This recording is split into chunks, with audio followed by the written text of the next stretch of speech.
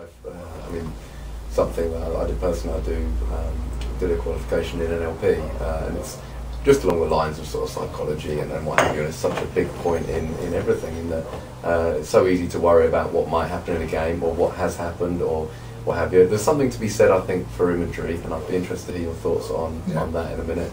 But the biggest thing in all this is, like you say, living in the present is huge, and I think for a goalkeeper perhaps more than others, in that, as you say, once the game's finished you may look back and I guess worry about your game then, but you can't be doing it in a game. I mean, on that one, like I say, imagery, is that something that you... For sure, and I think if you look at the best coaches, they're great psychologists. Your Wengers, your Alex Fergusons, your Bill Shangleys and people like that. They're great psychologists. And what we want, I remember Steve Perryman said to me about imagery. He said, I remember when I was a kid breaking in the first team at Spurs, overall and everything. I'd be driving down Tottenham High Road in my Morris Minor. We were playing Man United. I'm up against 10 Sloan. And I'm thinking, oh my God, you know, I'm up against the best player in the world. And it was kind of a sink or swim situation. So towards the end of my career, when I'm driving down Tottenham High Road in my Jaguar, I'm thinking, I'm going to get the ball from Clem, I'm going to look up, I'm going to clip it into Glenn Hoddle, he's going to get it out of his feet and send Crooksy or Archibald away. So it was kind of seeing in their mind's eye what it was they're going to do. And what I say to them, fear is a negative. Use fear and control fear to stop you from getting complacent. Because that's one of your biggest enemies, complacency, because that's when you become inconsistent. But you have to deal with that fear of failure and use it to keep you really sharp, because it's only a natural thing. But for sure, imagery is really important, visualising yourself.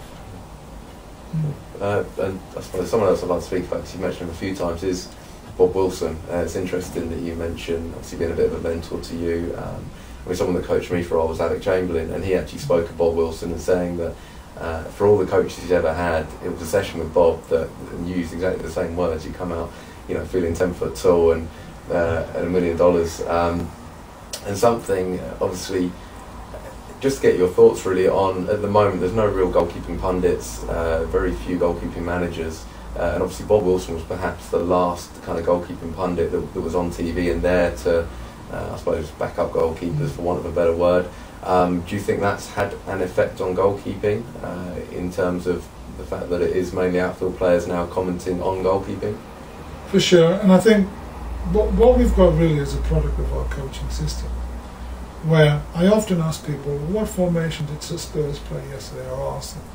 And they might say something like 4-4-2, and I said, well, what about the 1-4-4-2? You know, goalie is a part of the team, not apart from the team. And I think the way that we have coaches in this country is almost like, well, let's exclude the goalie because that's a specialist position. Yeah, of course it is, but you still need to know the rudiments of it. It's a bit like me saying, well, I'm not going to coach centre forward play because I didn't play centre forward. Of course you'll coach finish. So I think what we've bred really is a cohort of coaches who've been kind of one-eyed and not seeing goalkeeping. So it's a product of the system which should be a lot better. So there's a lot of ignorance around the goalkeeping role. Yet the pundits are in a very good position and in a really powerful position to make pronouncements, and sometimes I cringe when I listen to some of the things they say because they've got no idea what they're talking about. Yet people will believe that it was the goalie's fault when really it wasn't. Because let's face it, when the goalie has to make a save, it means that 10 others have failed first. Yet look at that before we look at the end result.